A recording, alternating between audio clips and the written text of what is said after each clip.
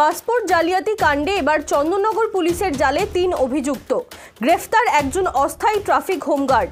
ধৃতরা হলো মোহাম্মদ ইমরান, মোহন সাউ এবং বিশ্বজিৎ ঘোষ। ইমরান THG ছিল, তার বাড়ি চাপদানি। মোহন সাউয়ের বাড়ি বৈদ্যবাটি এবং বিশ্বজিতের বাড়ি তারকেশ্বরে। চন্দননগর পুলিশ সূত্রে জানা গেছে, ধৃতরা নকল নথি জমা দিয়ে পাসপোর্ট তৈরি করে দিত। একই আধার নম্বর দিয়ে বারবার পাসপোর্টের জন্য আবেদন করা হয়। সন্দেহ হওয়ায় ভদ্রেশ্বর থানার পুলিশ তদন্তে নামে 3 জনকে গ্রেফতার করে। আজ ধৃত 3 জনকে চন্দননগর আদালতে পেশ করা হয়।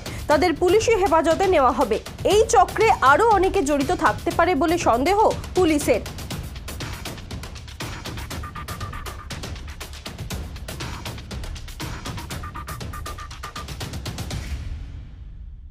চিটিং আর ফরজারির কেস। 10 দিনের পিসি চেয়েছিলেন, 10 দিনের পিসি অ্যালাউ করেছেন কোর্ট। মানে এদেরকে কি অভিযোগে গ্রেফতার করা হয়েছিল? ফরজারি করেছে, কিছু বার্থ সার্টিফিকেট, পাসপোর্ট এসব ফরজারি হয়েছে, চিটিং হয়েছে। 3 জনই এর সঙ্গে যুক্ত? 3 জন। আচ্ছা, মানে স্পেসিফিক অভিযোগ করেছিল? হ্যাঁ। কি অভিযোগ করেছিল? থানা থেকে করেছে। কোন থানা এটা? ভদ্রেশ্বর। কি 10 দিনের 10 দিনের পিসি অ্যালাউ।